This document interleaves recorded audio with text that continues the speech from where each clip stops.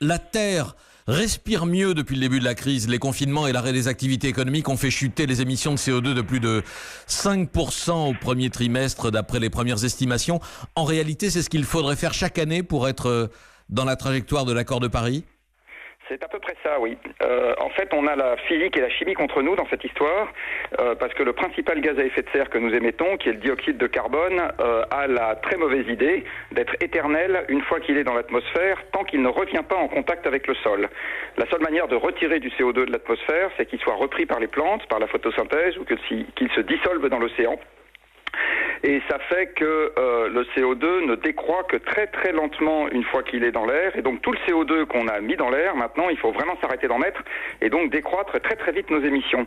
Et pour respecter les 2 degrés d'élévation maximale de température entre ce qu'on appelle l'ère pré-industrielle, c'est-à-dire 1850, avant qu'on commence à s'amuser avec les machines à vapeur, et 2100, eh bien, il faut que les émissions se mettent à baisser de 5% par an, tous les ans, par rapport à l'année précédente, pour les 30 ans qui viennent, on va dire. C'est-à-dire qu'en gros, il nous faudrait un Covid supplémentaire tous les ans, pour donner un ordre de grandeur, pour qu'on respecte les 2 degrés. On ne se rend pas compte à quel point c'est un effort titanesque.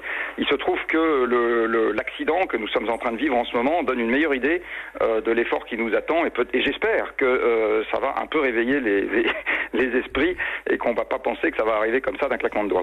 Alors justement, votre idée, c'est pas de tout arrêter un mois par an. Vous venez de publier avec The Shift Project un document de 50 pages avec un plan de transformation de nos activités essentielles, un plan concret et détaillé. C'est pas de l'idéologie ou de l'incantation, y a qu'à Faucon, le temps est venu, etc. L'idée, c'est de trouver pour chaque secteur des solutions pour le rendre plus sobre, moins dépendant des énergies carbone. Alors c'est exactement ça l'idée. Les émissions de CO2 viennent de l'utilisation de ce qu'on appelle les combustibles fossiles, alors très précisément pétrole, gaz et charbon. On les appelle combustibles fossiles parce que c'est des fossiles, c'est des restes de vie ancienne sédimentés par la géologie. Et il faut qu'on arrive à faire 5% de moins de ces combustibles, en clair, tous les ans. Alors le gros problème, c'est que c'est ça qui a fait la révolution industrielle, notre pouvoir d'achat, l'urbanisation, l'industrialisation, les transports faciles, l'agriculture pas chère, etc. Donc ça va pas se faire d'un claquement de doigts non plus. Ce que nous avons déjà publié, c'est notre plan de travail en fait. On a dit dans quel cadre on allait réfléchir et ce à quoi on allait réfléchir.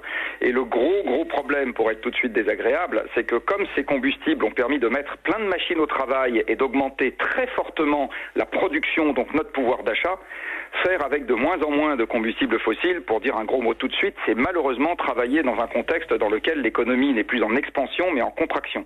C'est bien ça le gros problème. Et par ailleurs, tous les gens qui en ce moment ont peur ou ont déjà perdu de perdre leur emploi parce que ce qui est en train de nous arriver va se payer de quelques millions de chômeurs, se disent légitimement qu'un truc essentiel dans la vie, c'est quand même d'avoir un job. Donc le cadre dans lequel on va travailler, c'est comment on fait pour avoir un boulot dans un contexte dans lequel les émissions, donc globalement l'économie se contracte, et tout en assurant à chacun une forme de confiance en l'avenir. Voilà, c'est ça l'espèce de quadrature du cercle à laquelle on va s'attaquer. Et pour être pragmatique, on va s'y attaquer secteur par secteur. Donc comment on fait pour se déplacer, comment on fait pour se loger, comment on fait pour se nourrir, comment on fait pour s'habiller, etc. Et on va faire ça en 2 temps. Le premier temps, c'est dans quelques semaines, on va faire des suggestions de contrepartie qu'il faudrait demander immédiatement au secteur qu'on est en train d'aider pour pas qu'il recommence comme avant. Manifestement, dans ce monde-là, par exemple, il n'y aura pas autant d'avions qui volent. Alors au moment où on donne un chèque à Air France, est-ce qu'on lui dit repartez comme avant ou est-ce qu'on lui dit non, faites autre chose tout de suite, là maintenant, il y a des lignes que vous allez tout de suite fermer, où on va tout de suite diminuer le nombre de créneaux au décollage, à Orly et à Roissy, et vous allez vous réorganiser en fonction. Pareil pour la construction automobile, pareil pour le bâtiment, pareil pour le tourisme, etc. Donc ça, c'est dans quelques semaines.